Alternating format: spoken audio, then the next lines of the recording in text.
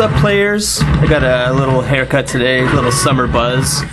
I wanted to talk about a guy I really got into in like 2004, 2005, and he had this album called Multiply, which was pretty much a mix of electronic and R&B and soulful electro.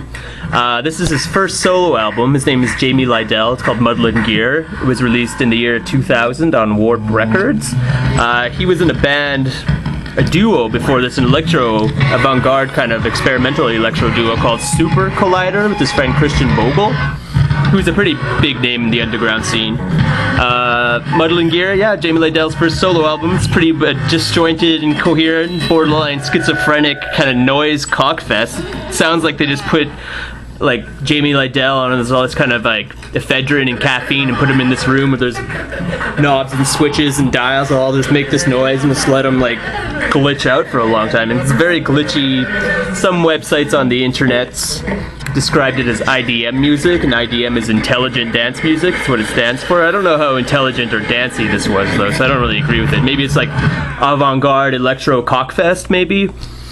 Very noisy, very abrasive, very like hyper-produced. The production on this is very sped up. But on the plus side, it's got like a couple of new sounds you probably never heard before, interesting layers.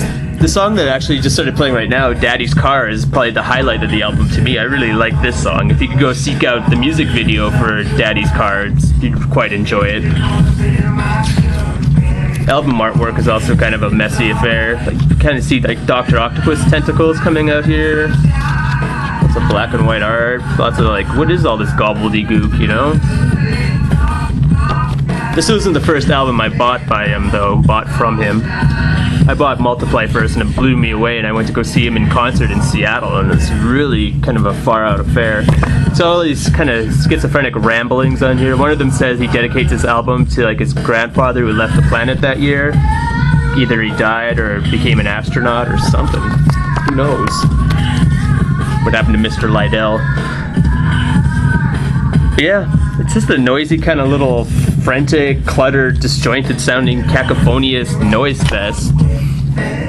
Like, other than the song we're listening to right now, it's pretty much just this glitchy, noisy, like I wouldn't say it's noise like Merciful Noise or whoever other noise artist you can think of. I have a couple of noise CDs and I don't really know what to make of them, but yeah, this is more like on the electro bend. Like, it's got broken beats, and like I said before, it just sounds like he was in a room just pushing weird sound effect buttons, seeing what does what, made this kind of abrasive Muddlin Gear kind of thing. Sounds like Aphex Twin or like Squarepusher at the most like random, scratchy, noisiest kind of stuff.